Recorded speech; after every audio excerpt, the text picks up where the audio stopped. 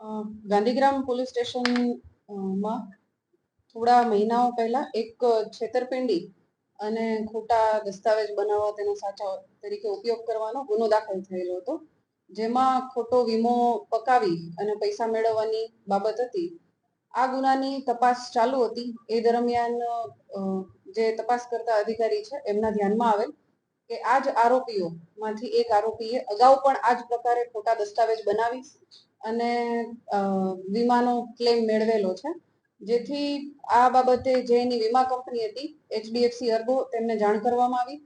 તેમણે પણ આ બાબતે તપાસ કરી અને જેટલા પણ ડોક્યુમેન્ટ્સ જે આરોપી છે એમના દ્વારા રજૂ કરવામાં આવેલા હતા એની ચકાસણી કરી અને બાદ ગઈ તારીખ 25/6 ના રોજ આ ગુનો દાખલ કરાવ્યો છે, જેમાં એચડીએફસી અર્ગોના શ્રીનિવાસ જનારામુ કરીને છે, જેઓએ આ ગુનો દાખલ કરાવેલો છે.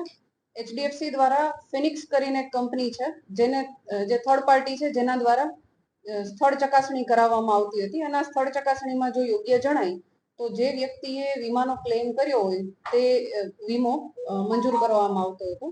આ ફિનિક્સ દ્વારા પણ ચકાસણી કરવામાં આવેલી હતી અને ડોક્ટર અંકિત હિતેશભાઈ કાથાણી કે જેઓ ફિઝિયોથેરાપિસ્ટ છે, જે અગાઉના ગુનામાં પણ આરોપી તરીકે હતા, એમણે આ જ રીતે 2022માં એચડીએફસી અર્ગોમાંથી એક વીમાનો ક્લેમ મેળવેલો છે, જેથી આ ડોક્ટર અંકિત કાથાણી વિરુદ્ધ ગુનો દાખલ કરવામાં આવેલો છે. સહયોગ ઇમેજિંગ સેન્ટર બંને ફરિયાદમાં છે, એમની કઈ તપાસ?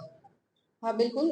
સહયોગ ઇમેજિંગ સેન્ટર ના જે એમઆરઆઈ રિપોર્ટને કરાવેલા હોય એ પણ ધ્યાનમાં આવેલું છે, જેમાં ડોક્ટર અંકિત કાથાણીએ ખોટી રીતે ડોક્યુમેન્ટ મેળવી અને આ ઉપયોગ કરેલો જણાય છે. આમાં ડોક્ટર અંકિત કાથાણીની સાથે અન્ય કોઈ વ્યક્તિ જે પણ સામેલ છે, જે સહયોગ ઇમેજિંગ સેન્ટરમાં હોય કે પછી ફિનિક્સ કંપનીમાં હોય, એ તમામ વિરુદ્ધ તપાસ દરમિયાન જો એમના નામ ખુલે તો કાર્યવાહી કરવામાં આવશે. હોસ્પિટલની પણ સંડોવણી છે, ડોક્ટર વિપુલ ગોડાનું નામ પણ છે. જી બિલકુલ. આ જે ગુનો દાખલ કરવામાં આવ્યો છે તેમાં રાધે હોસ્પિટલ માંથી આ જે સર્ટિફિકેટ્સ જે ડોક્ટરના મેળવવામાં આવેલ હતા એની વિગત જણાઈ આવેલ છે. હવે હોસ્પિટલની આમાં સંડોવણી છે કે નહીં એ બાબતે અમારી તપાસ ચાલુ છે.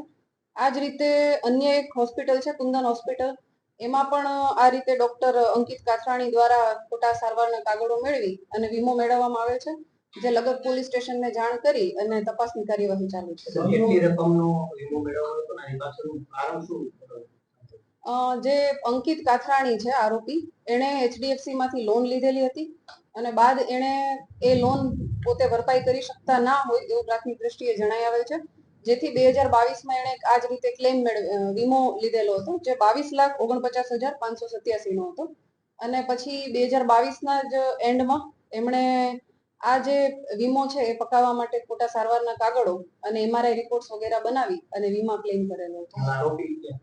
આ જે અંકિત કાથરાણી છે એ અગાઉ જે ગુનો દાખલ થયેલો હતો ગાંધીગ્રામ પોલીસ સ્ટેશનમાં, એ ગુનાના કામે હાલ જેલમાં જ છે અને બાદ એમની કસ્ટડી મેળવી અને આગળની તપાસ કરવામાં આવશે. સહયોગના જે હિમાંશુ રાઠોડ છે તે અત્યારે જે અગાઉ ગુનો દાખલ થયેલો હતો એ 265/2025 એના તમામ આરોપીઓ હાલ જેલ કસ્ટડીમાં જ છે, એટલે પેલા અંકિત કાથરાણીની કસ્ટડી મેળવી તપાસ કરવામાં આવશે અને આમાં જે પણ અન્ય આરોપીઓ છે એની સંડોવણી જણાય તો એમના વિરુદ્ધ પણ કાર્યવાહી કરવામાં આવશે.